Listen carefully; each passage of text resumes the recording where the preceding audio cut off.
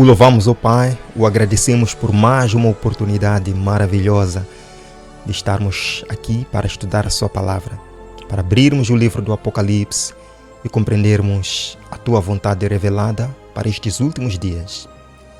Ilumina nossa mente, impressione o nosso coração, mude nossa vida, mude nosso caráter, mude o nosso pensamento. Dá-nos, Senhor, a Tua imagem. Oramos em nome de Jesus. Amém. Amém. Bem-vindos, amados irmãos, para mais um episódio da nossa série do estudo das profecias do Apocalipse. E hoje nós vamos dar continuidade e vamos falar sobre a visão de Cristo glorificado. A visão de Cristo glorificado. Jesus é o personagem principal do livro do Apocalipse. Leia comigo Apocalipse 1, versos 9 a 13. Apocalipse 1, versos 9 a 13. Eu, João, irmão vosso e companheiro na tribulação, no reino e na perseverança em Jesus, achei-me na ilha de Patmos, por causa da palavra de Deus e do testemunho de Jesus.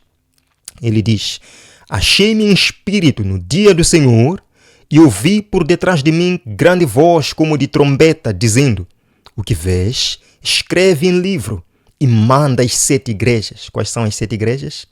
Éfeso, Esmirna, Pérgamo, Tiatira, Sardes, Filadélfia e Laodiceia. Voltei-me para ver quem falava comigo e, voltado, vi 7 candeeiros de ouro e no meio dos candeeiros um semelhante a filho de homem, com vestes talares e cingido à altura do peito com uma cinta de ouro. Queridos, que visão impressionante! É a primeira visão de Cristo glorificado. João teve o privilégio de enxergar a esplêndida aparência de Cristo. E ele diz que ouviu uma voz no dia do Senhor. Embora não tendo uma explicação clara sobre o dia do Senhor, aí em Apocalipse 1, verso 10, a Bíblia precisa ser interpretada pela própria Bíblia. Existem 2 contextos para o uso da expressão dia do Senhor. Pode ser usada em referência ao dia da volta de Jesus, por exemplo, em Apocalipse 6, verso 17, diz: porque chegou o grande dia da ira deles, o grande dia do Senhor. Quem poderá subsistir? Mas, por uma questão de lógica, irmãos, seria bastante coerente entender que o dia em que João teve essa visão não foi o dia da volta do Senhor, porque isso significaria dizer que Cristo já voltou nos dias de João. Logo, só nos resta outra opção. O dia do Senhor aqui mencionado corresponde ao dia que sempre foi do Senhor, desde a semana da criação, o sábado. Considere, por exemplo, este texto, Isaías capítulo 58, 13 a 14. Se desviares o teu pé do sábado e de fazer a tua vontade no meu santo dia, está aqui, e se chamares ao sábado deleitoso e santo dia do Senhor. Está aqui, amados irmãos, o santo dia do Senhor. Com certeza, foi num sábado em que João recebeu a primeira visita de Cristo glorificado.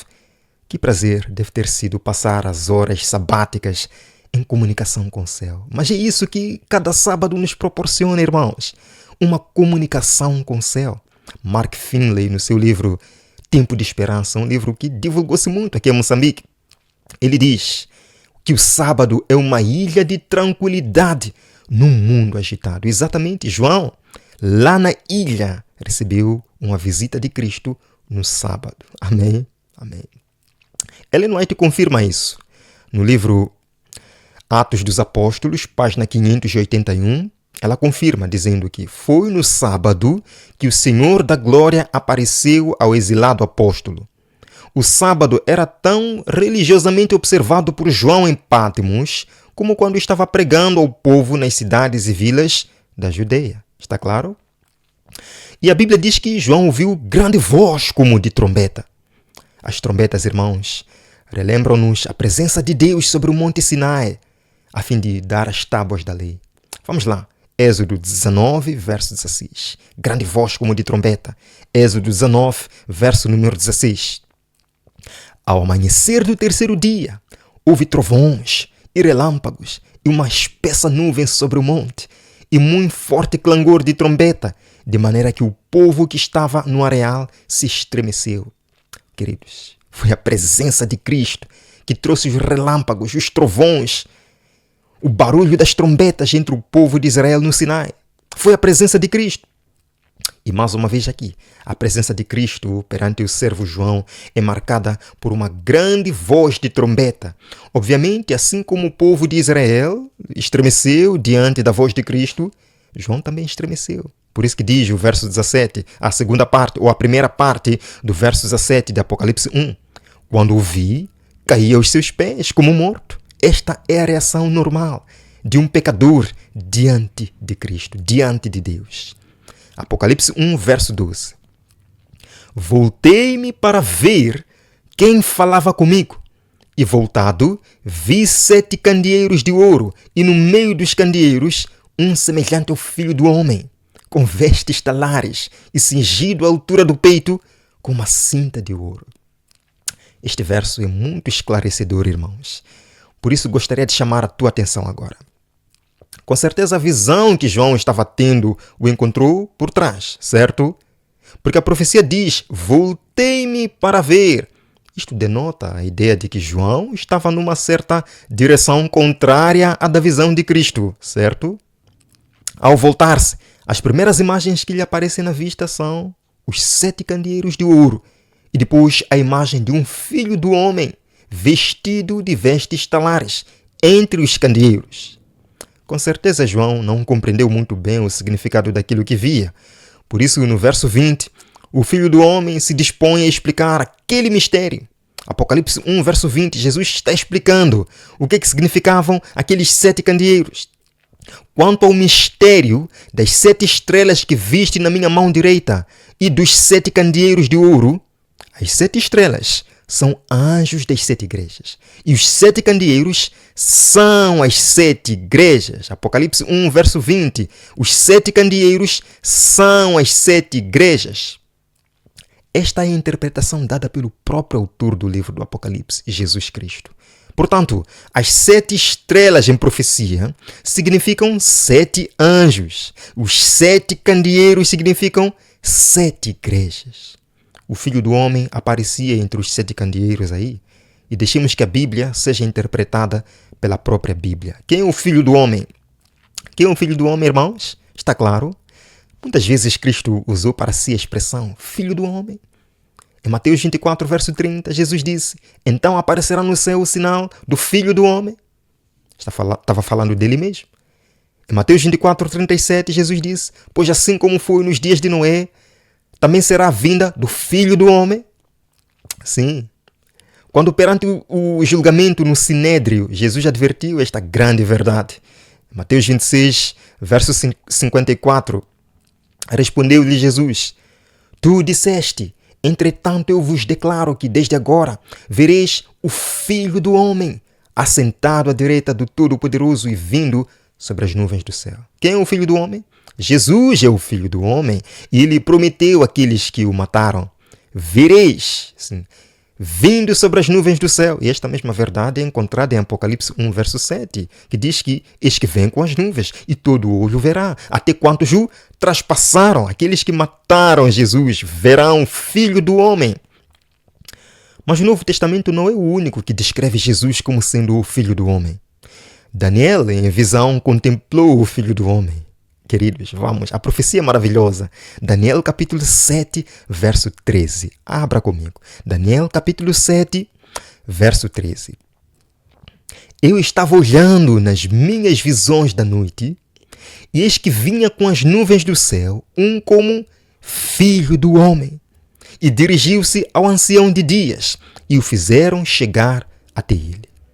Cristo é o Filho do Homem. Lemos aqui no livro Atos dos Apóstolos, página 585. O livro de Ellen White diz, é dito de Cristo que anda no meio dos castiçais de ouro. Assim é simbolizada a sua relação para com as igrejas.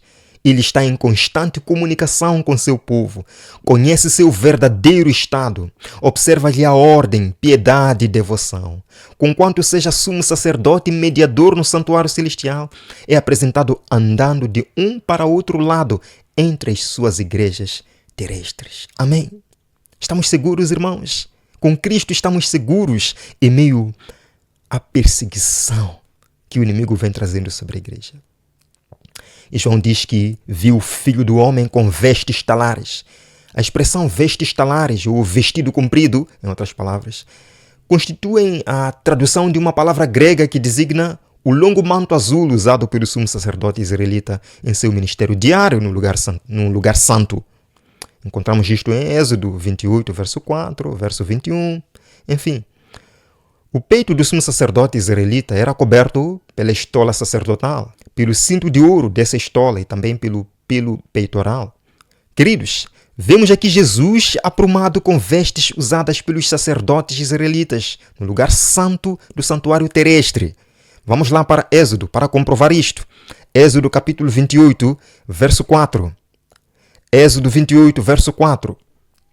As vestes, pois, que farão são estas: um peitoral, uma estola sacerdotal, uma sobrepoliz, uma túnica bordada, mitra-cinto. Farão vestes sagradas para Arão, teu irmão, e para seus filhos, para me oficiarem como sacerdotes. Ora, se Cristo está vestido com vestes usadas pelos sacerdotes, então ele é um sacerdote, certo? Sim. Ele é um sacerdote. Diz lá o livro de Hebreus. Hebreus 8, 1 e 2. Ora, o essencial das coisas que temos dito é que possuímos tal sumo sacerdote que se assentou à destra do trono da majestade nos céus. Como que, irmãos? Como ministro do verdadeiro santuário e do verdadeiro tabernáculo que o Senhor construiu, não o homem. Queridos, existe um verdadeiro santuário no céu que o próprio Deus construiu. Cristo é ele, o sacerdote desse santuário celestial. Mais adiante, iremos compreender melhor estes assuntos que carecem de nossa especial atenção. Ellen White, no livro Evangelismo, páginas 222 e 223, diz: como povo, devemos ser estudantes diligentes da profecia. Não devemos sossegar sem que entendamos claramente o assunto do santuário, apresentado nas visões de Daniel e de João. Este assunto verte muita luz sobre nossa atitude e nossa obra atual e dá-nos prova irrefutável de que Deus nos dirigiu em nossa experiência passada. Explica nosso desapontamento de 1844. Está aqui o convite mais uma vez. Agora, João continua a esplêndida descrição do Filho do Homem. E com certeza o próprio João estava tão entusiasmado que não tinha mais forças para descrever a beleza do Filho do Homem nessa visão. O Apocalipse é de fato a revelação de Jesus Cristo. Cristo é revelado como o verdadeiro sacerdote do verdadeiro santuário. Apocalipse 1, 14 a 16. Apocalipse 1, 14 a 16. A sua cabeça e cabelos eram brancos como a alva lã, como a neve. Os olhos como a chama de fogo. Os pés semelhantes ao bronze polido, como que refinado numa fornalha. A voz como voz de muitas águas. Tinha na mão direita 7 estrelas, e da boca saía-lhe uma afiada espada de 2 gumes.